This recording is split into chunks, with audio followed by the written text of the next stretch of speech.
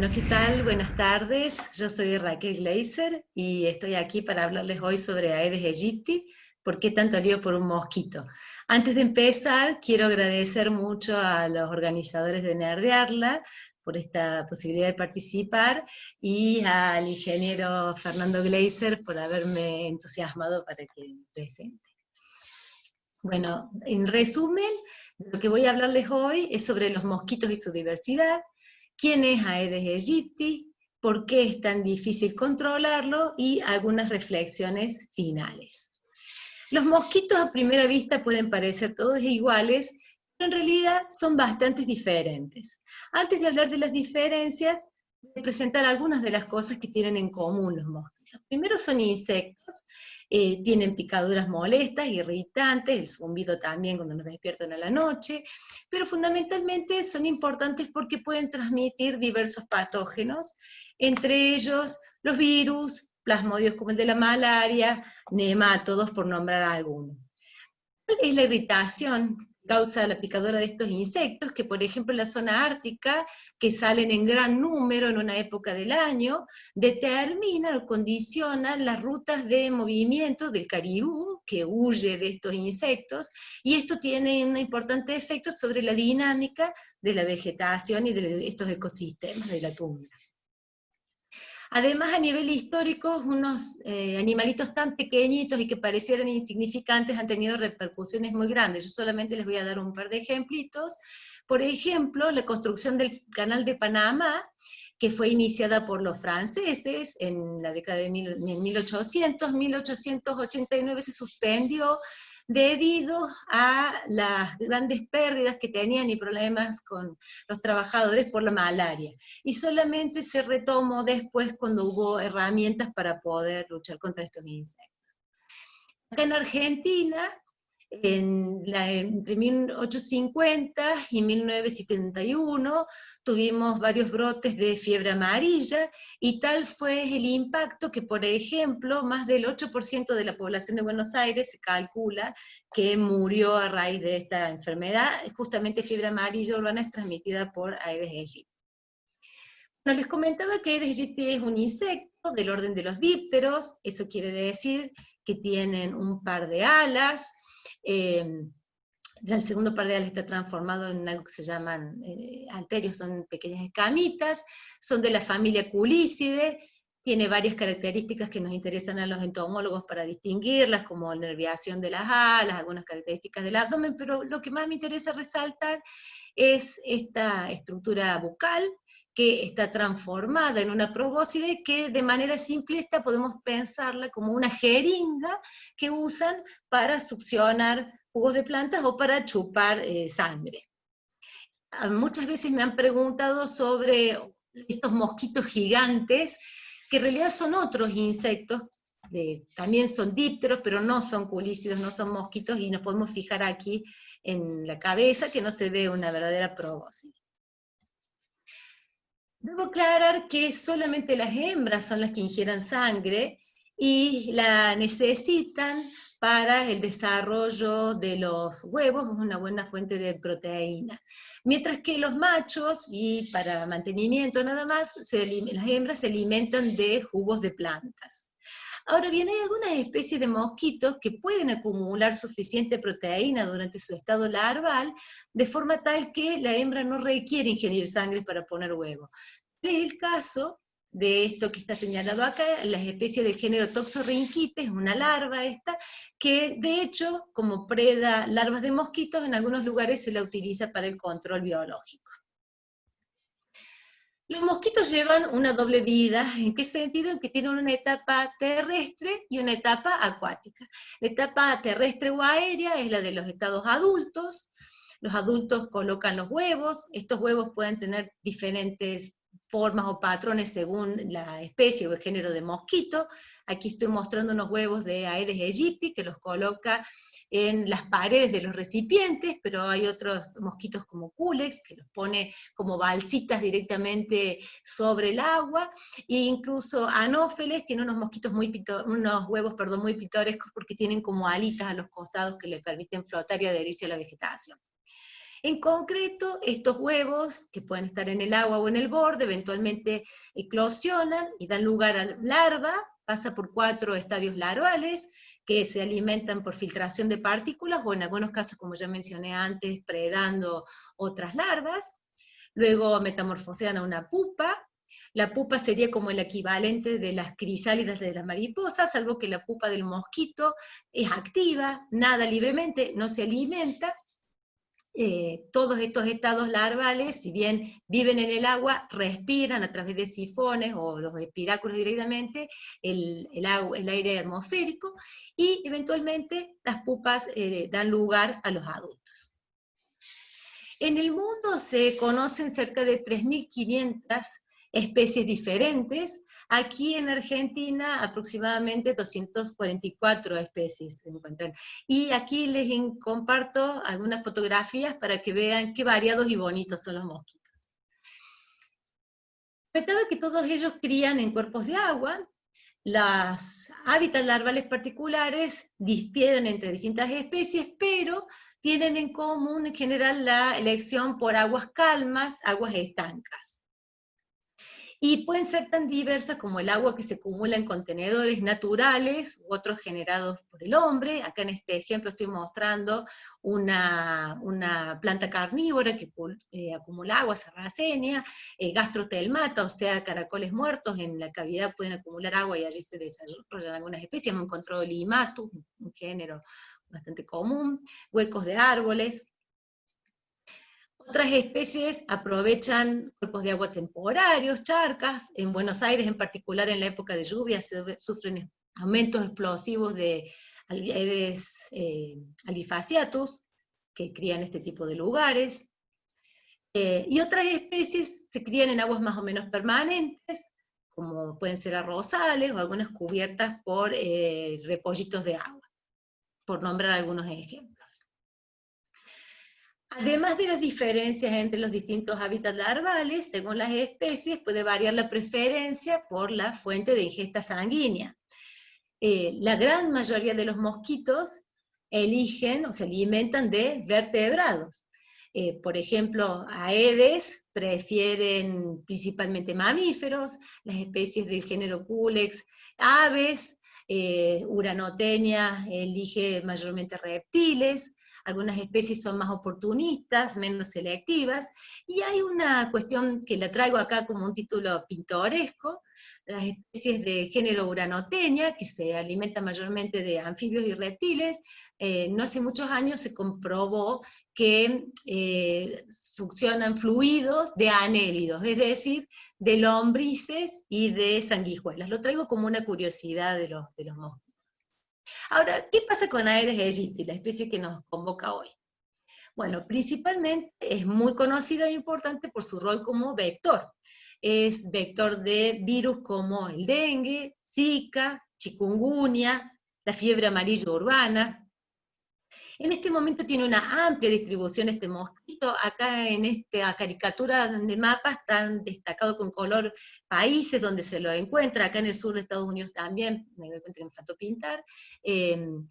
Y también están representados, no solo donde está Aegypti, sino en algunos lugares donde puede no estar Aegypti, pero hay transmisión de dengue por otra especie, Aedes albopictus, muy relacionada. Básicamente está restringido, se lo suele encontrar entre las isotermas de 10 grados de temperatura invernal. ¿Cuántos casos de dengue ocurren al año? No está claro, hay mucho debate, muchos números distintos, pero en general suelen coincidir muchos investigadores en que rondan entre 50 y 100 millones de casos anuales. El tema es que para la mayoría de estos arbovirus no hay vacunas, y además siempre está el riesgo de que emerja alguna nueva arbovirosis para la cual no conocíamos. Entonces, la principal estrategia de prevención es evitar picaduras.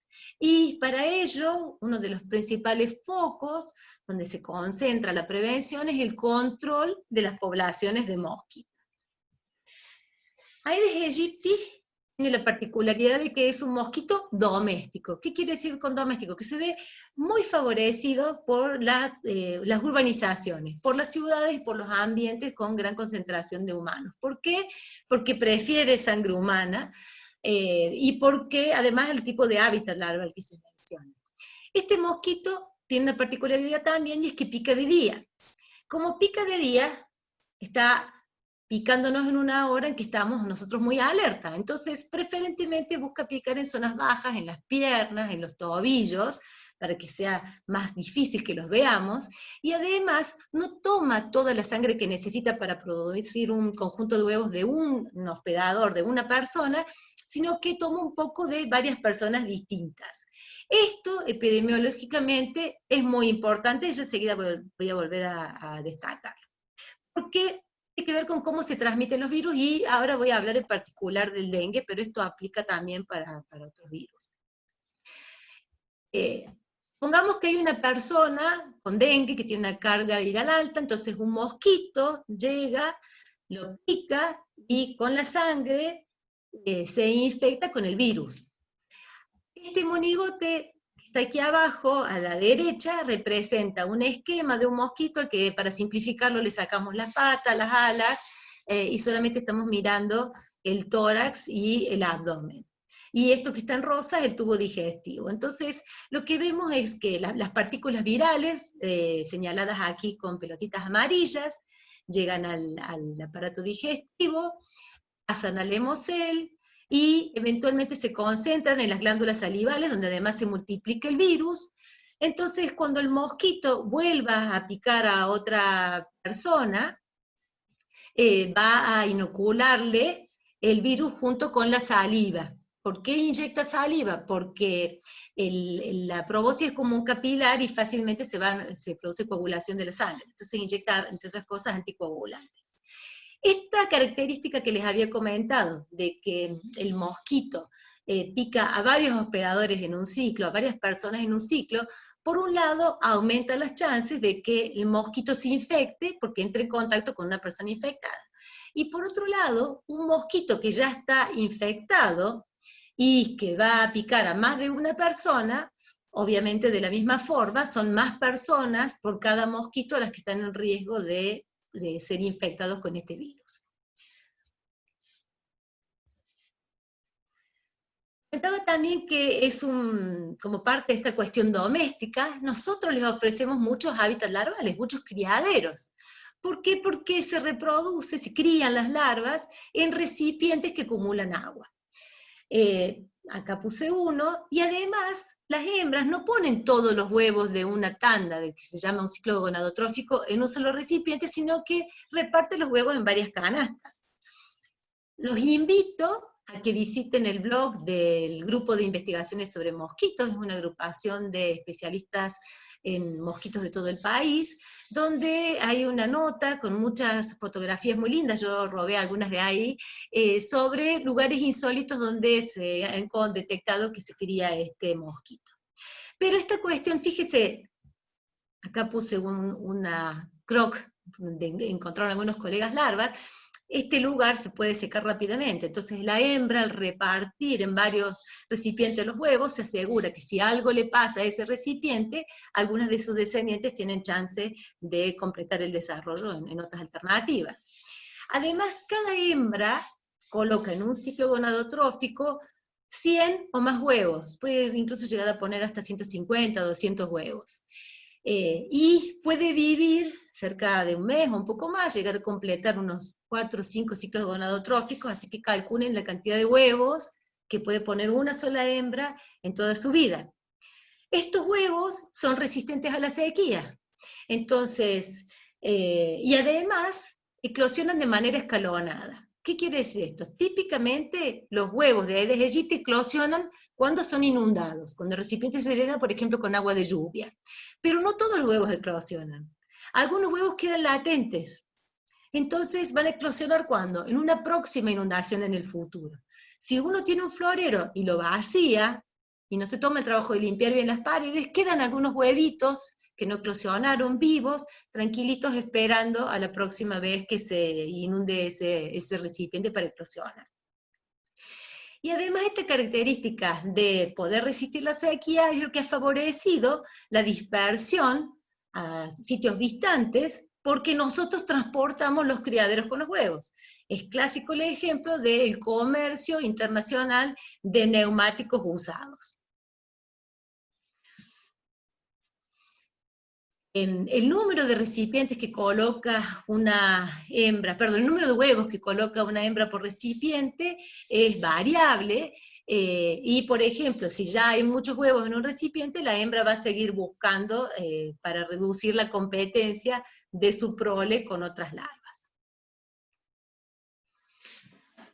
Esta cuestión de que los mosquitos estén usando hábitats larvales temporarios, en los cuales muchas veces el alimento es un limitante, va acompañado como estrategia, digamos, para ganarle la desecación, un rápido desarrollo de las larvas.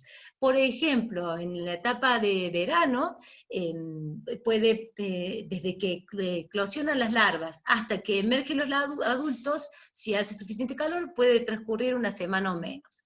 Entonces, esto lleva aparejado un tiempo generacional rápido, un crecimiento rápido, tipo generacional corto, perdón, con un rápido crecimiento poblacional.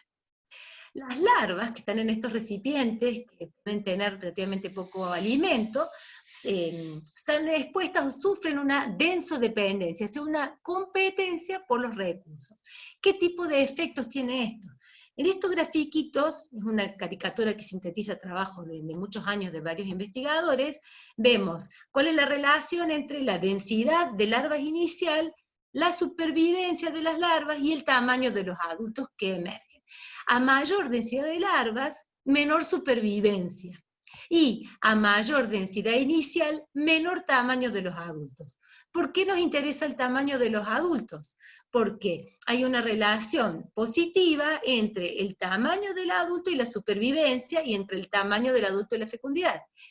Que es lo mismo que decir que mosquitos más grandes viven más tiempo y ponen más huevos. Entonces, si por alguna razón logramos bajar la densidad inicial, pero no eliminar las larvas, sino que en vez de tener 40 larvas nos quedan 2, esas 2 larvas van a crecer, van a ser grandes, gorditas, a los adultos grandes, y van a poner muchos huevos para compensar. En cambio, si tenemos demasiadas larvas en un recipiente, van a emerger adultos pequeñitos que ponen pocos huevos. O sea que estamos viendo una alta capacidad de compensar eventos de gran mortalidad. Además de la dispersión que favorecemos los humanos transportando los huevos, también llevamos mosquitos adultos de un lugar para otro. Hay varios estudios que han demostrado que los mosquitos viajan en tren, viajan en avión, viajan en barco. Ahora, si no lo estamos transportando nosotros, típicamente, a lo largo de su vida, el mosquito no suele alejarse de su casa, es muy casero. O sea, si el lugar donde nació encuentra recipientes con agua donde criarse, y además hay gente a la cual picar, no se aleja más de 40, 100, 200 metros. Pero, por el contrario, si por alguna razón, supongamos que hay una campaña intensa de descacharrado, cuando hay muchos mosquitos adultos dando vuelta, estos mosquitos van a volar, se van a alejar, y hay registros de más de 1 kilómetro de distancia que se han podido alejar. Para ir cerrando, les voy a comentar algunas estrategias de control, y después vamos a volver a charlar por cuáles son los problemas con estas estrategias. Lo más recomendado por la Organización Mundial de la Salud es el descacharrado, es decir, la eliminación de los recipientes donde se crían los mosquitos, porque es una etapa donde están concentrados en un solo lugar. Entonces, implica una participación activa de la comunidad, implica también un esfuerzo a nivel de municipios, de mantenimiento de la red de quitado de residuos, de la red de provisión de aguas para reducir la necesidad de acumular recipientes con agua. Pero uno de los problemas que puede haber, más allá del esfuerzo y el compromiso de búsqueda, es que, como les comentaba, estos mosquitos pueden usar una gran diversidad de criaderos. Entonces es posible que haya sitios que pasen desapercibidos por nosotros, y que cuando hagamos este descacharrado queden allí. Yo les mostré huecos de árboles, cavidades que se forman en las plantas que acumulan agua, por ejemplo, en bromelias, en cañas de bambú mal podadas, son lugares donde se puede reproducir este mosquito. Y además, como es tan oportunista, cuando baja la cantidad de criaderos disponibles, puede incluso usar criaderos no típicos. De hecho, hay algunos registros en Asia de Aedes aegypti criándose en agua salada que se acumula en algunas barcazas, o en cámaras sépticas en Cuba. Habrán escuchado hablar del tratamiento focal. Eso es la aplicación, la pulverización con insecticidas, generalmente con algo que se llama volumen ultra bajo, que son gotitas pequeñitas de insecticida que se ponen en suspensión, y se usa para matar mosquitos adultos infectados. ¿Cuál es el objeto de este tratamiento? Cuando hay un caso positivo, eliminar lo más rápido posible la cantidad de mosquitos infectados que pueda andar dando vuelta para cortar la transmisión de la enfermedad. Pero no es un método adecuado para controlar la población en sí. ¿Por qué? Porque yo voy a eliminar una tanda de adultos a la que le llegó el producto, pero van a quedar huevos que rápidamente van a reponer esa población que yo saque. O sea, no es persistente a mediano plazo, yo diría ni más de 1 o 2 semanas. Otro de los métodos que se usan de control es la aplicación de herbicidas, por ejemplo, piretroides, organofosforados, reguladores de crecimiento. Todos estos productos tienen el problema de si se abusa en su uso y según cómo se los aplique, de favorecer el desarrollo de resistencia contra insecticidas, con los cuales nos vamos quedando cada vez con menos instrumentos para combatir a los mosquitos. Las toxinas microbianas, como el Bacillus thuringiensis israelensis, es una alternativa para la cual es más difícil que se genere resistencia, y es específico de mosquitos. En la actualidad se están discutiendo otras estrategias alternativas, por ejemplo, infecciones con bacterias como Wolbachia, que yo no soy especialista en el tema, pero simplemente para comentarles de qué se trata, se puede infectar artificialmente al macho o a la hembra, y según cómo sean las combinaciones de cepas y de cruces, se puede o resultar en la muerte de los embriones, o sea, en una esterilización, o en reducir la longevidad de la descendencia, o lo que es más importante, bajar la susceptibilidad de los mosquitos a ser infectados con los virus. Otra de las técnicas que se está trabajando en este momento es la liberación del macho estéril, la cual ha dado buenos resultados, por ejemplo, para mosca de la fruta, en situaciones de oasis, y requiere la liberación, la cría y liberación de gran cantidad de mosquitos esterilizados para machos para que compitan con los machos silvestres.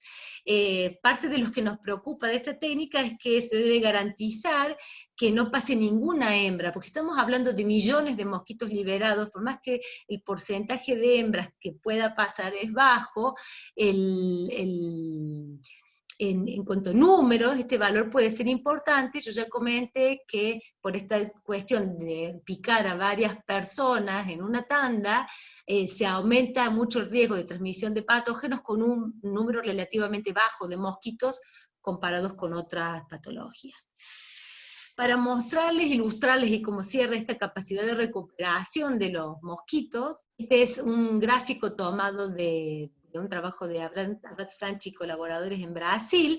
Lo que vemos es cómo se vio afectada la abundancia de mosquitos, medidas como proporción de casas, porcentaje de casas positivas, o la mortalidad de las larvas, luego de tratamientos con una hormona que inhibe el desarrollo, y que las mismas hembras son las que dispersan. Lo que podemos ver es que en esta zona gris es donde se aplicó el tratamiento, rápidamente hay un descenso del número de casas infectadas, pero una vez que se suspende el tratamiento, poco a poco se recuperan las poblaciones. Entonces, recapitulando y para cerrar, la Aedes aegypti es una especie muy favorecida por la urbanización, que utiliza una gran diversidad de hábitats larvales que nosotros mismos le proveemos, tiene huevos resistentes a la sequía, con eclosiones colonadas, fuerte densodependencia. Todas estas características le facilitan la recuperación de la población, una dispersión que le permite recolonizar lugares donde se logró bajar la población, Entonces, esta alta capacidad de recuperación luego de las intervenciones es lo que dificulta el control permanente de los mosquitos. Entonces, para que funcione, el control de Aedes aegypti requiere un monitoreo constante de sus poblaciones y constancia en el seguimiento y tratamiento, y no acciones aisladas. Bueno, con esto cierro mi presentación. Agradezco mucho a la paciencia de quedarse hasta el final y estoy disponible si tienen preguntas para hacer. Y bot, ya la tenemos, sí. Raquel, ¿me escuchas bien? Sí, perfecto. ¿Cómo estás? Muy bien. Me alegro. Gracias por la Bueno, oportunidad de estar acá no, participando. gracias a vos por subirte a nardearla. Y bueno, vamos a empezar con las charlas de la audiencia, si te parece bien, ¿sí? Perfecto. Arranco por la primera, de Tomás. Bien. ¿No hay todavía planes de buscar con CRISPR un cambio genético para poder erradicarlos como se hizo con la malaria? Bueno, con la malaria todavía no se erradicó, de todos modos no Eso es te iba a un decir. único vector, hay varios vectores. Se están haciendo algunos trabajos de ingeniería genética, pero yo no soy especialista en ese área, y sería muy precavida, porque si bien hay herramientas que nos permiten cortar y volver a ensamblar, los impactos que eso va a tener en otras cosas, creo que todavía hay mucho que necesitamos saber antes de largarnos a jugar al Parque Jurásico. Es verdad, es verdad. Sí.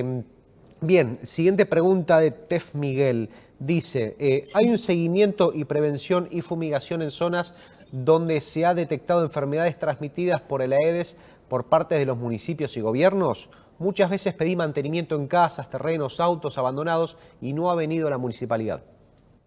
Y la respuesta a las dos cosas. A ver, cuando aparecen casos positivos de dengue, lo primero y se notifican esos casos, obviamente, entonces lo que hacen las agencias de salud es el tratamiento focal, se llama. Se trata con productos insecticidas la casa de la persona infectada y en un radio de alrededor de 2 manzanas, porque estos mosquitos no suelen volar mucho más allá de 200 metros, y el objetivo de ese tratamiento es eliminar rápidamente la mayor cantidad de mosquitos adultos que haya dando vueltas, que puedan estar infectados, para cortar la transmisión.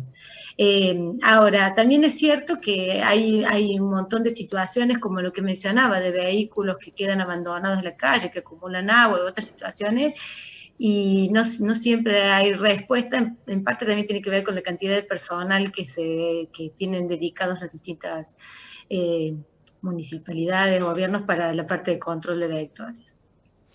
Así que Bien. es las dos cosas.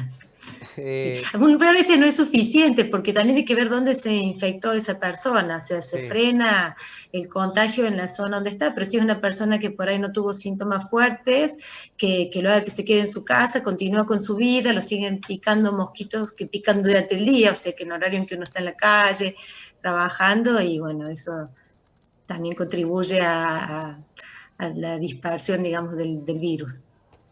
Bien, acá hay una pregunta que no sé si es broma, en serio, yo esto no, pero Gastón pregunta si puede transmitir COVID. Bueno, es que muchas personas tienen esa curiosidad. Hasta ahora no he leído en ningún lado nada que muestre que transmita al virus. Me parecería muy muy raro, porque no es los virus que transmiten los mosquitos. La forma en que los transmiten es porque el virus, una vez que está en el cuerpo del mosquito, logra pasar las barreras del aparato digestivo, multiplicarse en las glándulas salivales, y después de varios días, cuando el mosquito va por una nueva ingesta, ahí es donde inyecta el virus. Y ahí hace falta una cantidad de virus para que la persona se infecte. Si es muy poquito el virus que pasa, normalmente el propio sistema de defensa del cuerpo lo elimina. Entonces, no es el tipo de virus que transmiten los mosquitos. Uno podría pensar, a lo mejor se podría haber una transmisión mecánica, pero tampoco hasta ahora he leído nada. Así que yo diría que no. Claro, 90 y largo por ciento que no. claro. Pero ¿a vos te parece que con todo este tema de, digamos, la gente en cuarentena, el tema de pandemia, de alguna vez, de alguna forma modificó el ciclo de transmisión? Porque, ¿De qué cosa, perdón? digamos, porque ahora Del... las poblaciones de personas están distintas, estamos más, digamos, no estamos tan juntos, digamos, estamos más encerrados, estamos en pandemia, supuestamente. ¿De dengue me estás preguntando, Claro, perdón? claro, claro. Yo por el tema de Ah, la situación en la que estamos ahora. es una pregunta que también es interesante y yo estoy esperando a ver a alguna de la gente que está trabajando con los datos epidemiológicos qué respuesta pasó este año, porque supusimos dos cosas. Con la cuarentena la gente se iba a mover menos y si hubiera control focal se puede restringir el contagio. El virus en general entra de afuera y después se contagia internamente. Pero el tratamiento focal se suspendió porque se dirigió a personal de salud para el problema de COVID y porque también por el aislamiento social no se puede entrar a las viviendas tanto como se hacía antes. Entonces, en realidad, si hay un caso en una manzana y la gente no se mueve durante el día de esa manzana y los mosquitos están dando vueltas, podría haber una concentración de casos. Estuve hablando con personal de salud que hace el monitoreo y hasta ahora no salió algún patrón. Claro, sí hubo muchos contagios, pero también el pico de dengue este año ocurrió alrededor de marzo, que fue cuando entramos en la cuarentena, entonces ya había muchos mosquitos infectados dando vueltas. Claro. Así que no, Sí, la sí. respuesta es, no sé. Sí, es un año raro, es un año raro. Si la Sí, gente tiene más... digamos, Vos no sé si estuviste dando vueltas por el Slack de Nerdearla, por el Swapcard, ya te contactaron, te pueden contactar si tienen más preguntas. sí, por supuesto. Yo había puesto la presentación, no lo tengo acá a mano, pero después lo busco, Sí, el blog que tenemos nosotros del grupo de GIMA, que es Grupos de Investigadores de Mosquitos de Argentina, y sí. ahí tienen no solamente los datos de contacto míos, sino de un montón de referentes de todo el país que trabajan con mosquitos, por si alguna persona quiere contactar a alguien de su provincia por algún problema más local. No, aparte está bueno porque, a ver, mucha gente de sistemas acá, la idea, esto está hecho por una comunidad, ¿no? Y la idea siempre es, como decimos, lisa y llanamente, agarrar la pala. Nos gusta agarrar la pala y Sí. meternos en proyectos interesantes, así que acá hay mucha gente de sistemas que imagino que si les interesa Sí, meterse, etcétera. encantada de responder las dudas, me pueden escribir, si ponen, me pueden, si no también a través de CONICET, si me buscan por mi nombre, tienen la opción de que me mande de habilitar para mandarme un email. O sea que hay varias formas, me pueden contactar, si necesitan, hay varios caminos para llegar. Perfecto. Bueno, Un bueno, gusto. Raquel, te agradezco mucho, mucho por subirte a Nerdearla. Espero No, que gracias te a vos. veamos el año que viene. ¿Te está gustando el evento? ¿Lo estás disfrutando? Sí, está bueno. Sí, Muy buenísimo. interesante este tema, sí, sí. Buenísimo. Bueno, Estuve saludame a la escuchando cámara a toda la gente que la subió el charla. Q&A. Nos vemos. Much- Muchas gracias A por vos. escuchar hasta el final. Gracias, a vos, Raquel. Bueno, se Nos estaba vemos. yendo Raquel Gleiser. Ese Besos, Fer fue... y familia. Chau, chau. Bien, ahí se estaba yendo Raquel Gleiser. Acabamos de terminar el Q&A de su charla Aedes aegypti. ¿Por qué tanto lío por un mosquito?